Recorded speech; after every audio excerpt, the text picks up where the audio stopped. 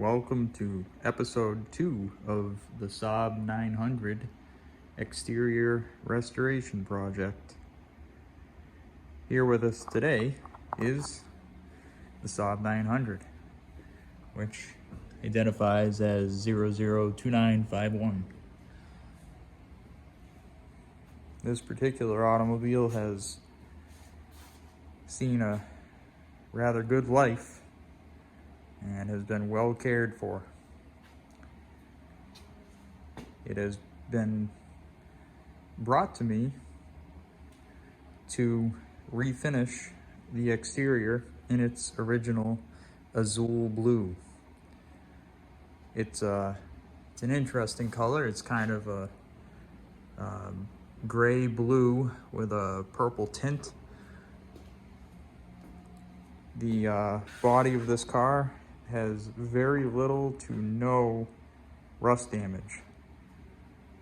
As I mentioned in a previous video, it has a little over, or actually close to 90,000 on the odometer.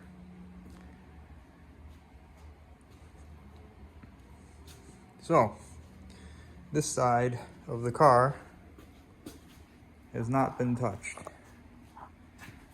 And the reason for that is there is virtually no damage on this side of the car. On this door, there's a slight ding right around here, a little ripple. This fender is in great shape. So, this side here can be treated a little bit differently than the other side. On the other side of the car, we can see that some activity has commenced.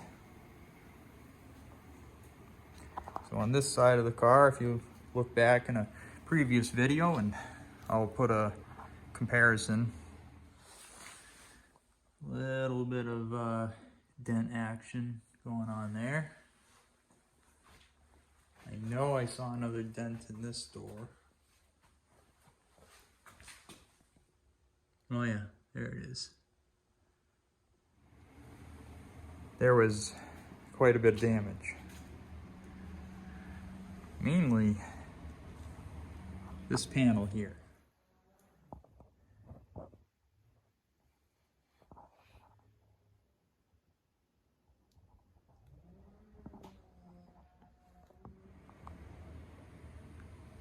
I know it doesn't look like much, kind of looks like a topographical map at the moment.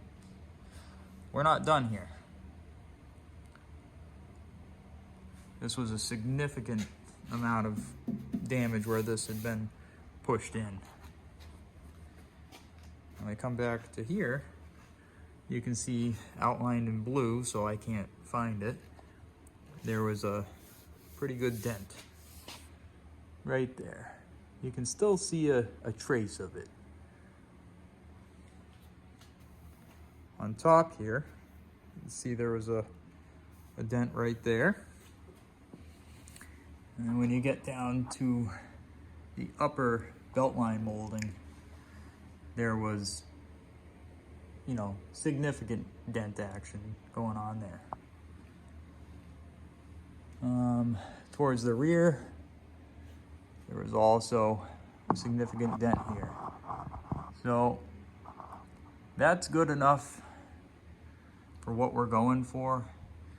But the real reason that I had to put so much effort into this, if you watch right here, I've got my thumb on the door. See that? That is how thin the metal is on this door. I mean, watch. It is very, very thin metal. So why is that important? Well, thin metal like this it's very difficult to sand and not distort it. So look at how it's a very flat panel. But look, I can just see it. It's one finger. I'm just pushing the panel, and what's going to happen when a whole bunch of filler gets in a dent and then you're sanding it, it's going to look flat until you put a glossy finish on it, and then it's going to look like crap. Not only that, but in heat changes, when this car is in the sun, those small dents with a very little amount of filler, they stand a much better chance at lasting and not, you know, having issues in the future. So it's very important to do as much as you can at this stage to get the metal right before you actually take the paint off. Now, the major damage up there, that's a different story. Paint had to come off right away, start pulling it out. But I like to treat this kind of stuff like paintless dent repair and see how good I can get it. So in this area here, you can see almost no sign of damage.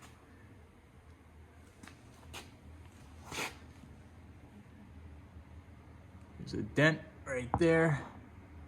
That was much deeper than it was.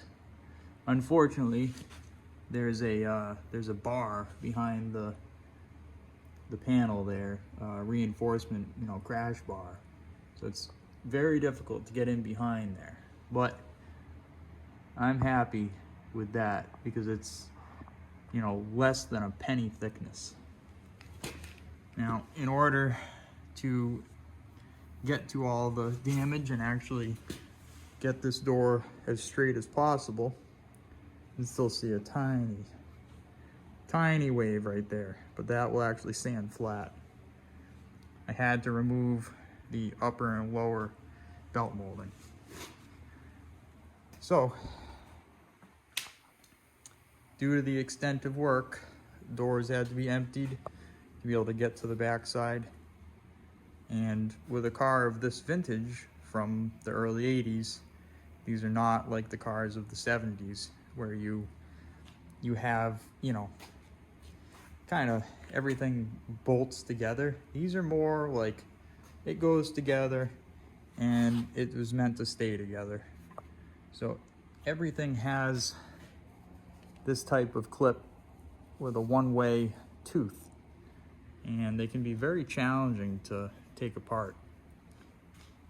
The chrome moldings, especially, you can see in there, that's designed to bite on, and that's where it wants to stay. So there's a certain amount of skill level to, you know, gut the doors on certain model cars, especially European cars, because they're just put together differently. I'll show you my tool here for removing belt moldings.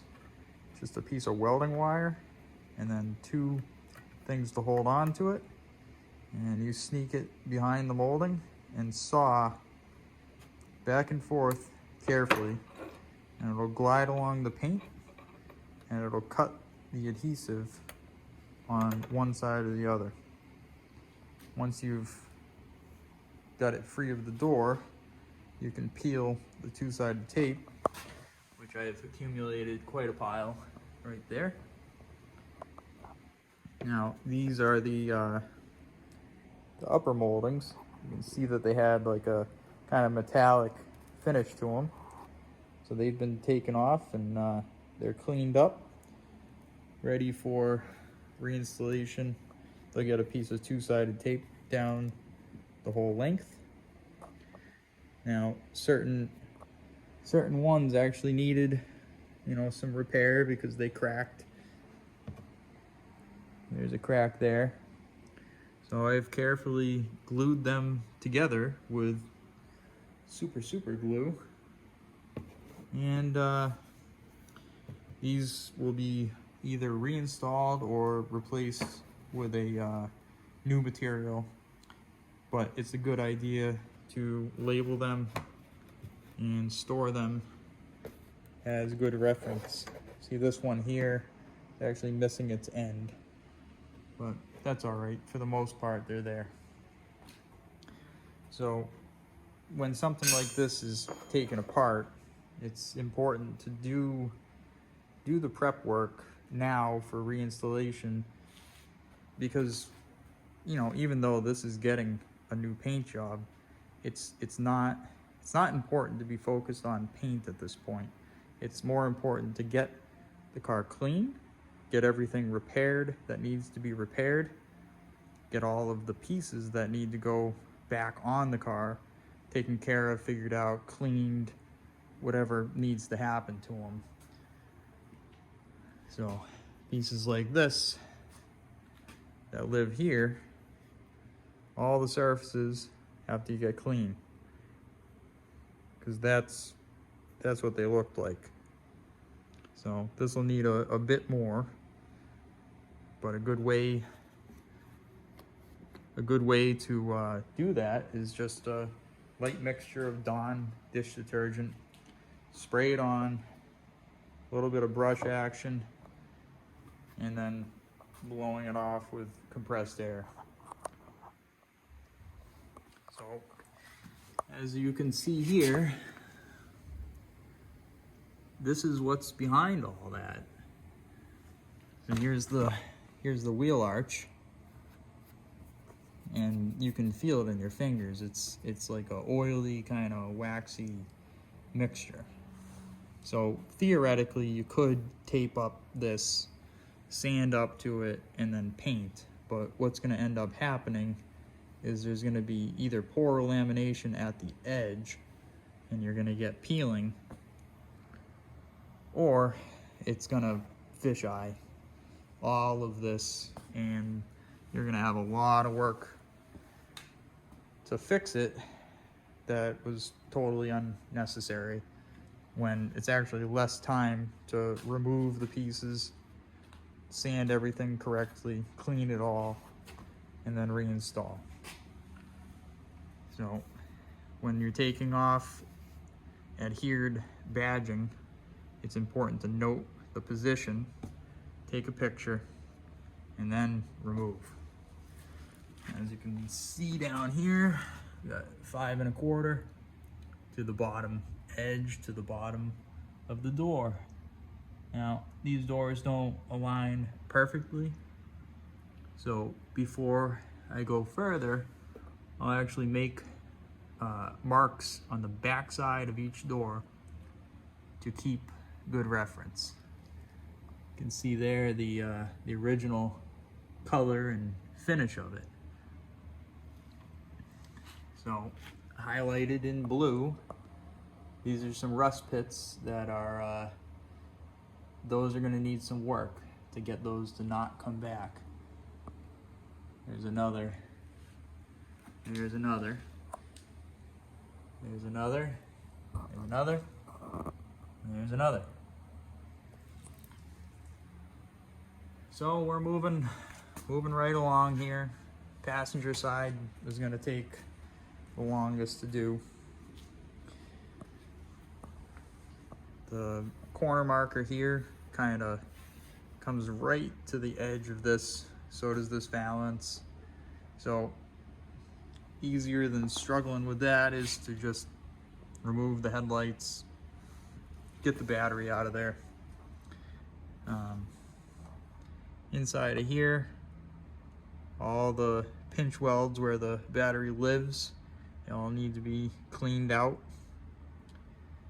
because even though you're not painting in there, those fumes and the contaminants that are in this seam can affect your finish on the outside of here. Whether you believe it or not, crazy things happen, and the art of bodywork is preventing things to a point where they can't happen, because if it can happen, it will happen. And when it does happen, you're you're gonna have a real bad day, and it's not even worth having done the job. Should have just stayed in bed.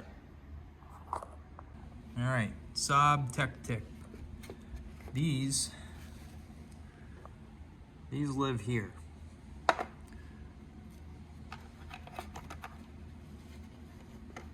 These live inside of there. This stuff lives there. Now it's not completely obvious how these come off because, you know, European.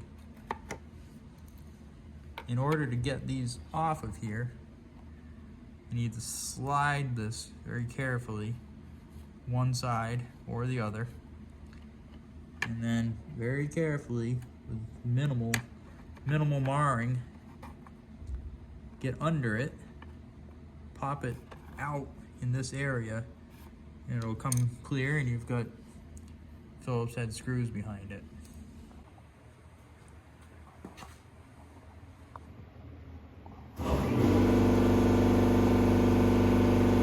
See that right there? Oh boy.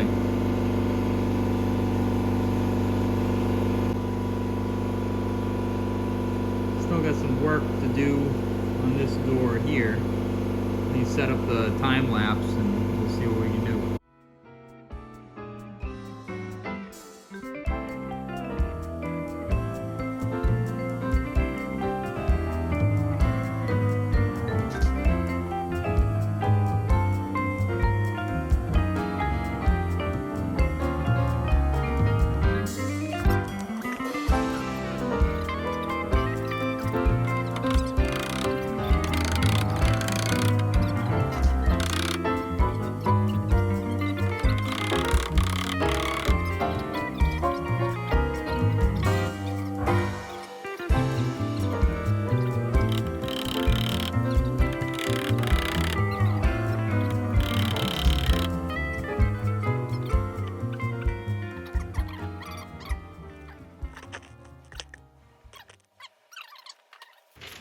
Piece of paper, lumber cramp.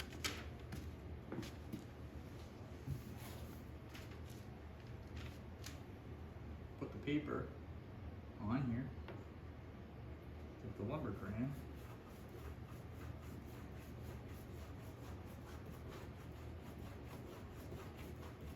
yeah, look at that.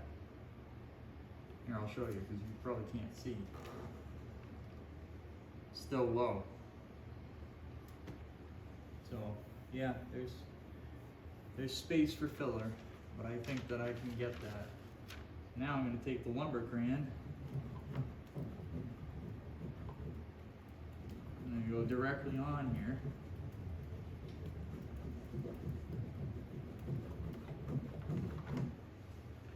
See? Just real fine highlight.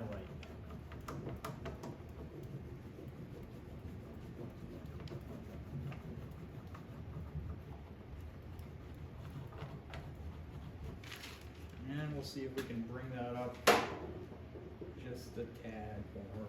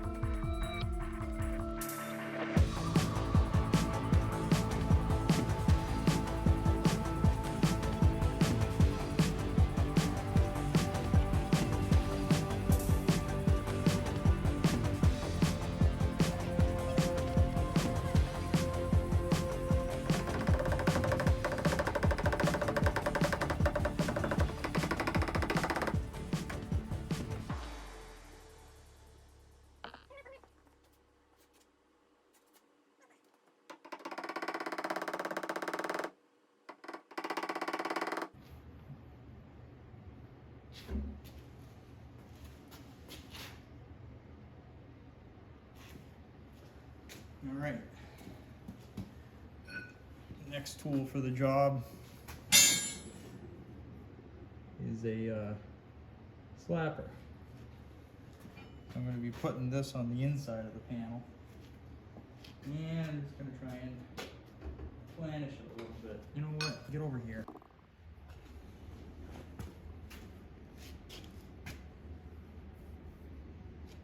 Can't even see what's going on. It's not dented enough. I'm going to have to make a new dent.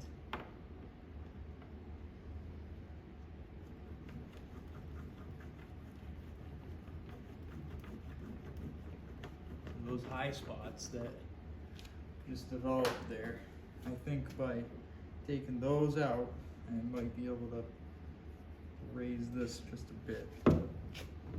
Now the idea behind this tool is that it can't really hit hard because it's a wide surface area. So.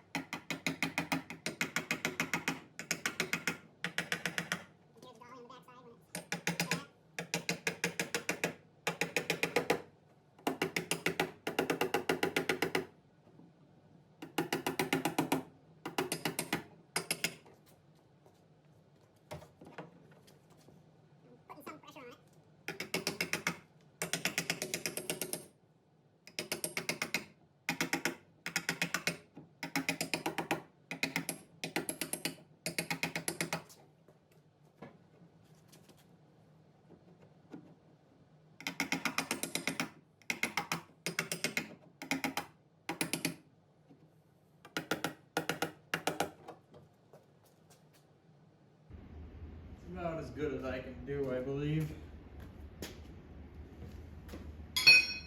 All right, moving on. Time to work on the passenger side fender more. All right, so we're gonna keep working on this fender here and develop the high spots using some primer.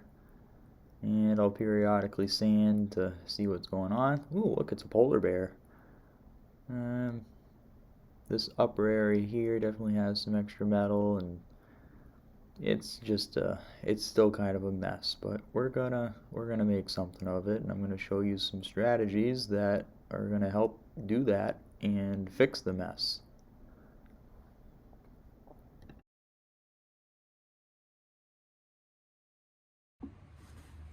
All right, here we are. Scene of the crime. Nearly done. I'm pretty happy with this. So the issue at this point is, let me just find it.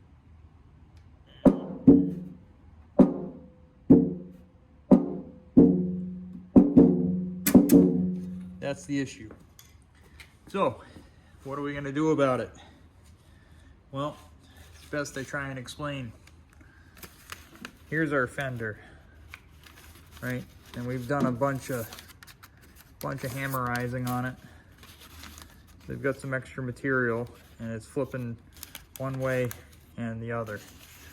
What we need to do is scrunch it together, at which time it will stop doing that. How do we do that? Well, you're gonna need a 3/4 full bottle of your favorite H2O. You're gonna need a rag of some sort. You're gonna need a blowtorch or oxyacetylene, depending on the thickness of the metal. This particular metal is not thick enough to use the ultra blue flame. So let's get into it, showing you how to shrink metal. Here's a handy tip with the studs. Instead of cutting them off and grinding them, grab them real tight with a pair of side cutters, give them a twist, bam, it's out of there.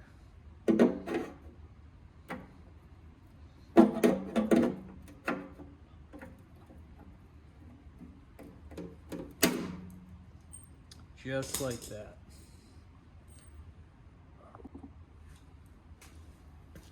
So I'm gonna do my I'm gonna do my darndest to tell you how this is supposed to work, and then show you live how it does. So our oil canning is preferring the inside, and that's fine. It can go either way. Essentially, what I'm going to do is I'm going to find the middle of it, and I'm going to heat it with the torch until I get about a quarter size blue circle. It doesn't need to turn red, but it can. And then I'm going to kind of hit this way, hit that way, and right in the middle. Now, I only have a few seconds to do this because really what needs to happen is that cold water that this rag is soaked with needs to get on there. And what's going to happen is the panel is going to shrink more than it expanded. So let's give it a shot. I'm going to get this rag wet here. Microfibers actually work really well. Just don't hold them on the metal too long because they kind of stick. A snowball in this instance actually works real good. You know what? Since we got snow, that's what I'm gonna go get right back. All right, I've gone and I've harvested two of nature's finest shrinking tools, and we're gonna get fired up here and just go for it. So like I said,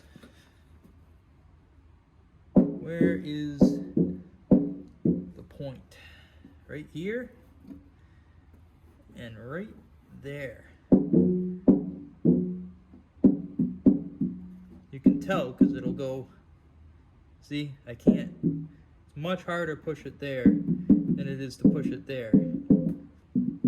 Even out there, but I think that's the sweet spot, and we're gonna start right there. So have your tools ready, have your fire department on speed dial.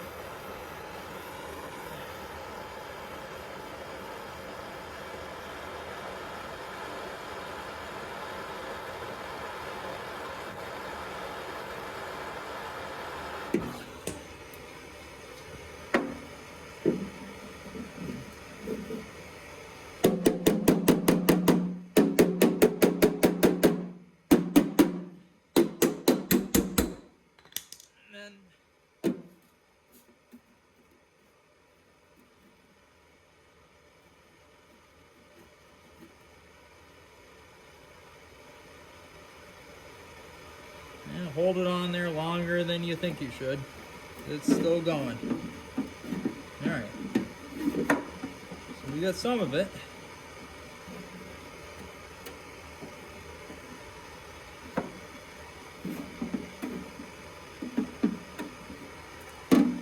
See, no longer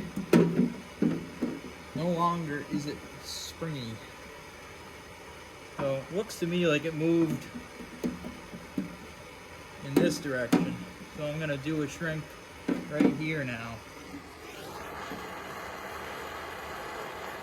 See it grow?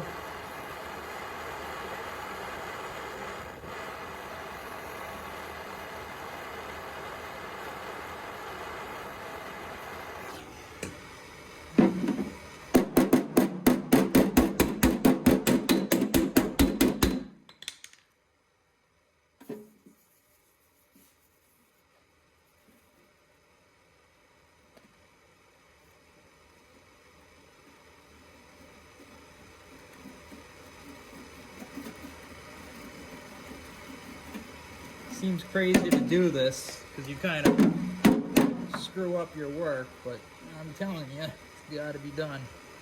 So now we've got some metal punched up right there. I can check with my precision gauge here, but that's the spot.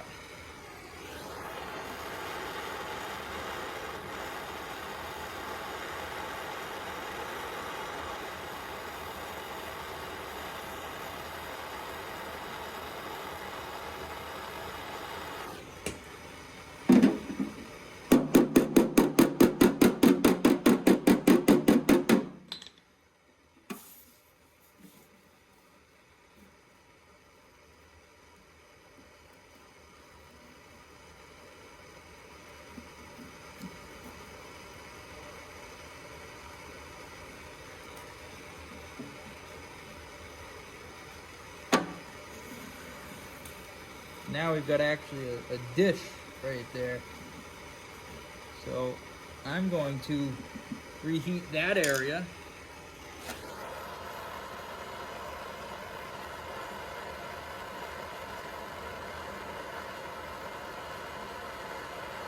Not quite as much. And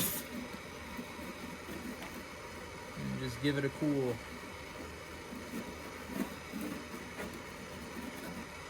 Now this area here, I'm going to do some hand work.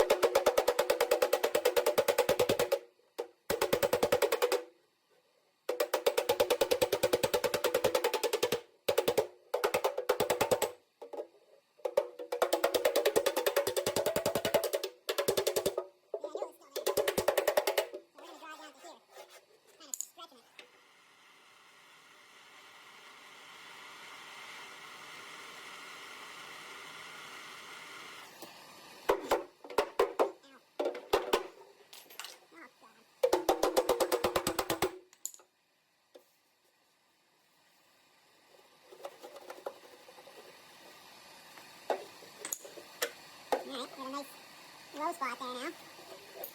Gonna pop it back out.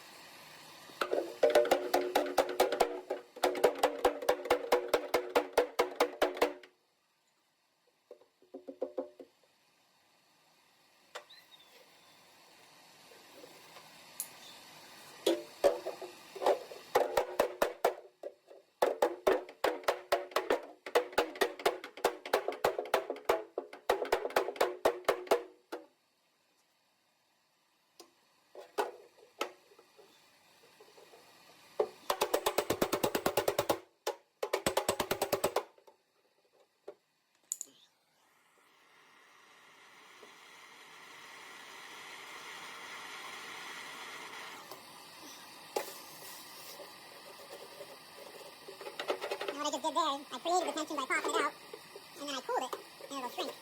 It'll kind of condense on its own. You don't always have to hammer on it, because that's pretty darn straight. Do one right here.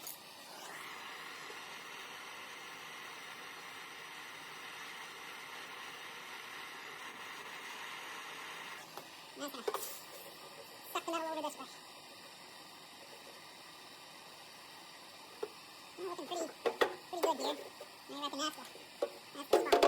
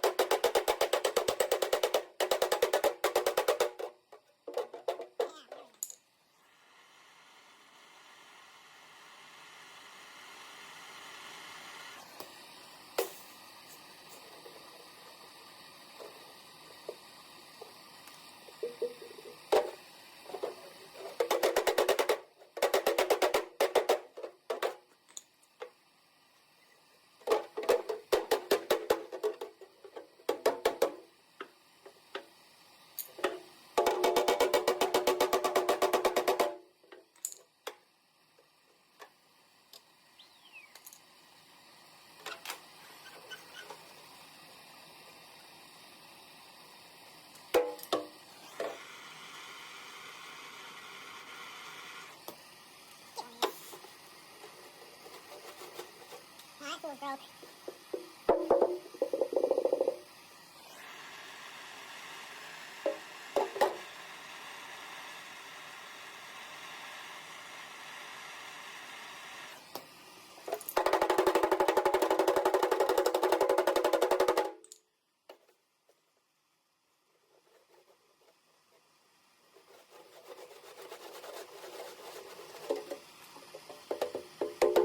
That's pretty good.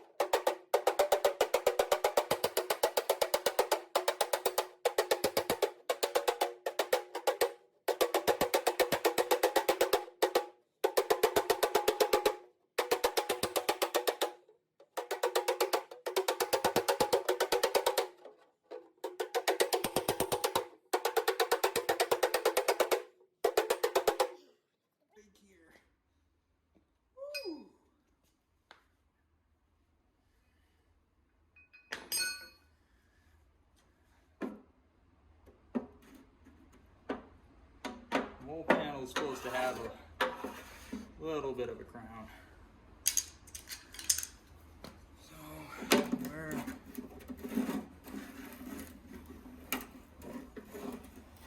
we're getting there. For a destroyed fender, it's looking pretty good. This area here is gonna come out.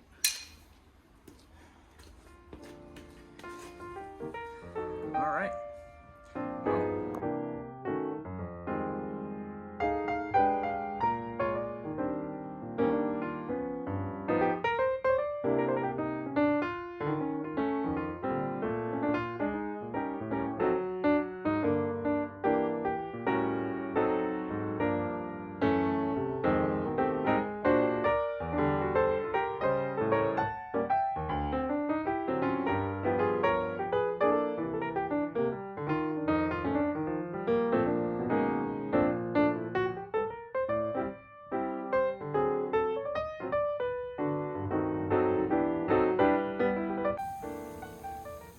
All right, just whacked on some rattle can primer.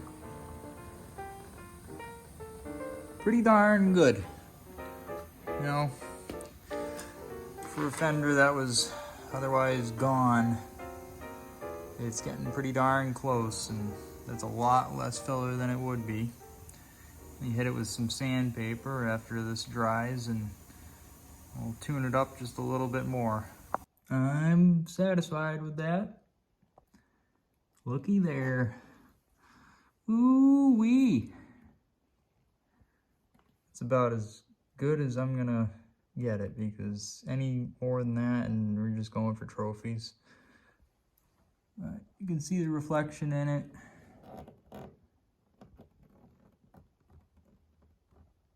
It's an 80 grit with the DA.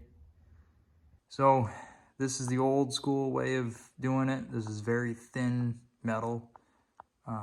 If this were on a car from the 1950s or 60s, this would be immensely easier.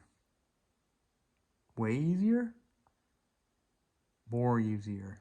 I don't know. Synonyms for easier than this. So, like I said, the purpose of doing this is to give an example of, you know, using snow as a tool, and hammers are your friends, and you can fix just about anything with the right techniques. So I hope you enjoyed watching this. You know, it was a little excessive, but that's part of the reason that I do this YouTube channel, because it allows me to have a reason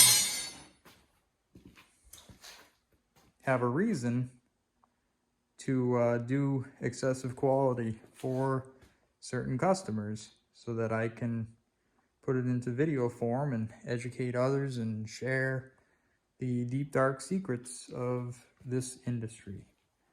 So thanks again for tuning in. I hope you enjoyed, and we're going to move on to cleaning, doing prep work on this side. So no real serious work to do on this side. I might even try and paint around those moldings, but it really is tricky. You know? How am I gonna get paint in there? I don't know. I think they're coming off. It's just too try and get paint to go right around there onto that edge. I think it's all coming off. Until next time.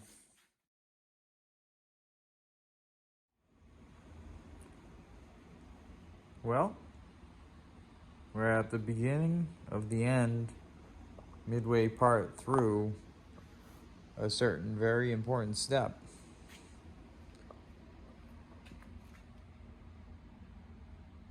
We've got surfaces that have all been cleaned. Doors are clean.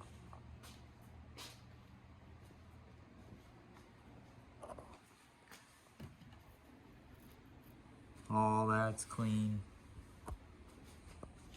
Very important step here.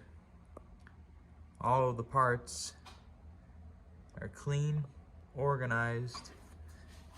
These flexible straight pieces are on a piece of wood, so they can't get damaged.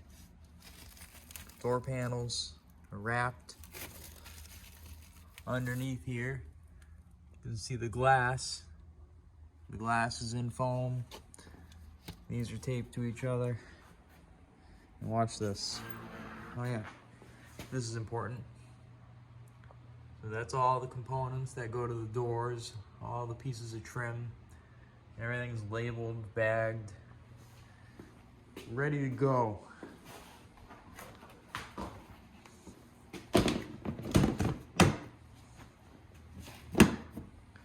All right, so now I can start making dust. So we get these two holes here in this fender. I'm gonna weld them up.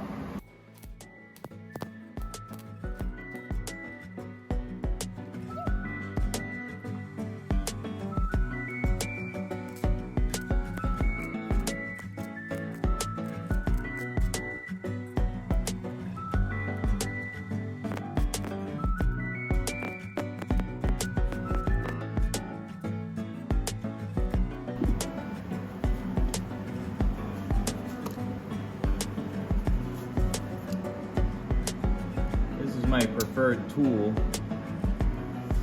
for grinding down welds. I'll put it on edge and just use it as a surface grinder.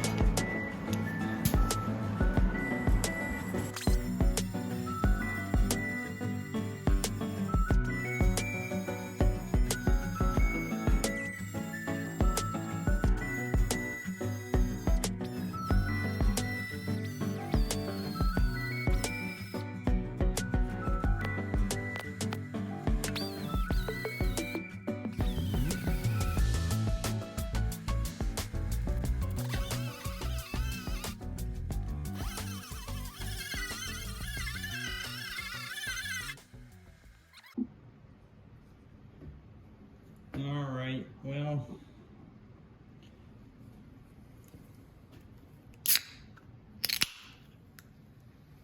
cheers, friend.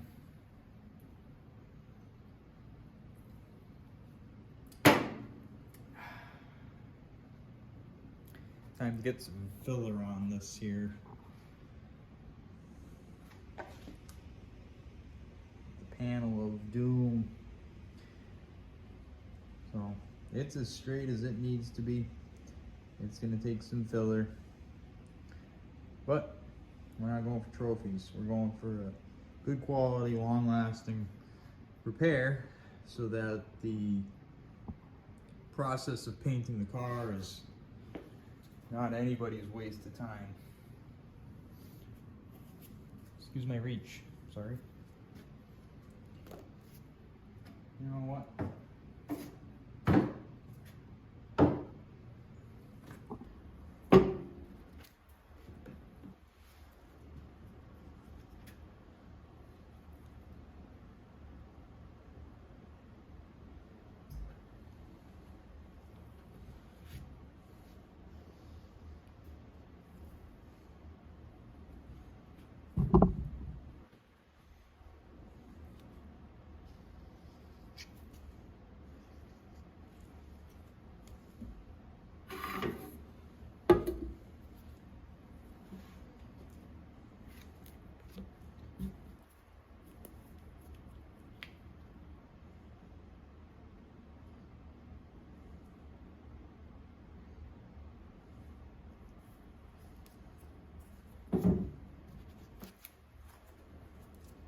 When you're mixing filler,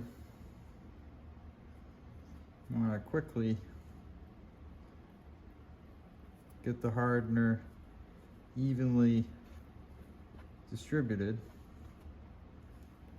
And yes, I know I'm putting air into it, but just watch.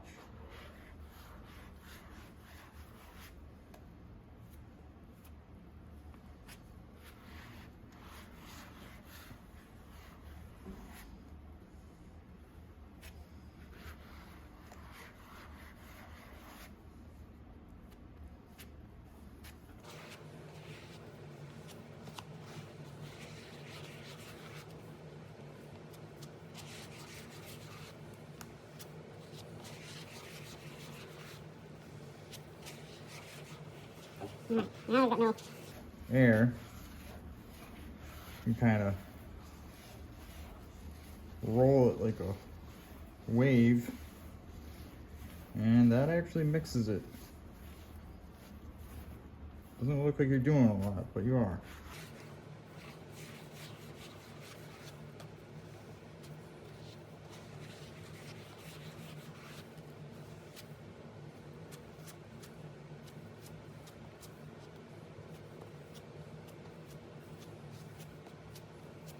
Once you're satisfied that you've mixed it pretty well.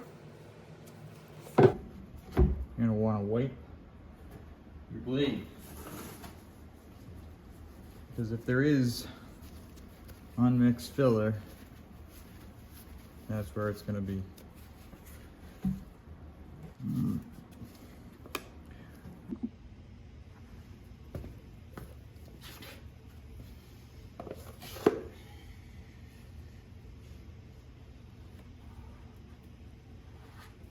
This next part is important, so pay attention. We're not going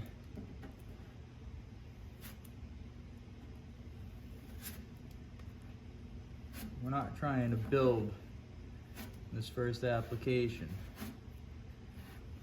We're trying to figure out where it needs to be, and more importantly, this is kind of like primer. You're going over the surface, introducing the product, and you're wetting out the surface. So kind of put it on there and try and take it back off. You know what I mean?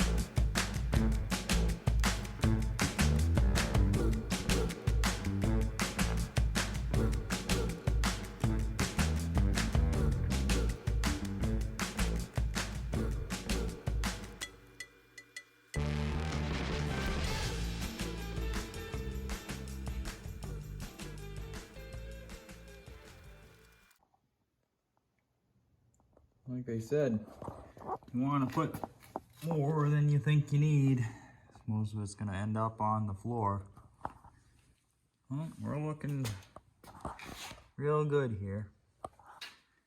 Here's where the metal showed up the first time.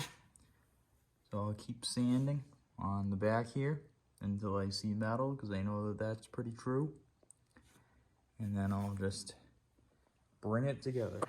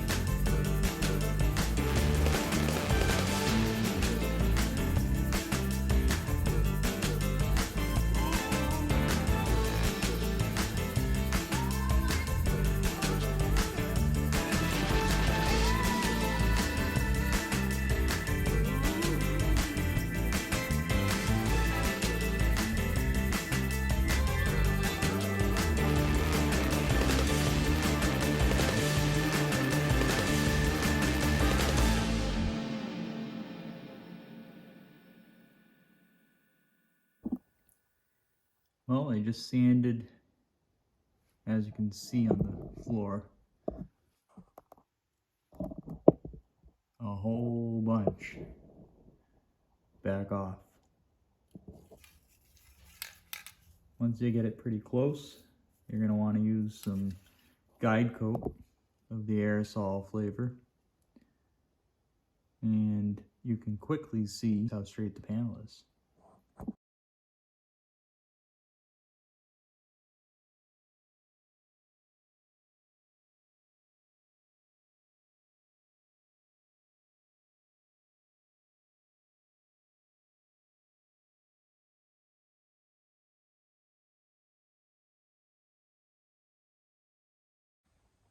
All right, check it out. See that? That's a low spot still. See that? That's a low spot still. See that? That's metal. See? See that? That's metal. So what's going on here is I'm bringing down the surface, but I'm going off of guides. So I know that this line here is pretty good. And I know that this horizontal line is pretty good. And I know that this one is pretty good. The damage over here, it's not, you know. So I guess what I'm trying to say is you gotta start somewhere that you know is right and then bring it that way. So when I'm holding the sanding block, you know, it's not perfectly straight, right? This panel has crown in this direction. So I'm putting pressure on the ends of the block and I'm going this way. And you look at this direction, there's still crown, but it's much less. So I'm putting more of my pressure in the middle. So the object here is to bring down the surface like it's water. And when you start hitting the bottom of the ocean floor, you gotta stop in that area, right?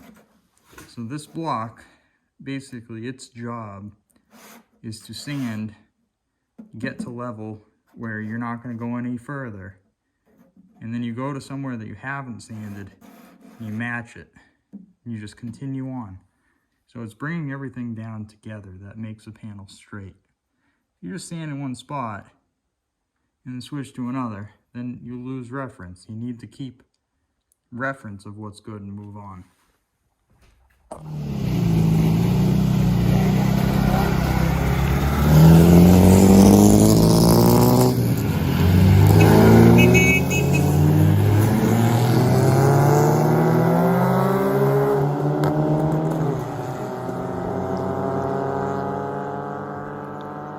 Well, that's all that we have time for this episode. I hope you enjoyed the show and learned a few things about doing some body work.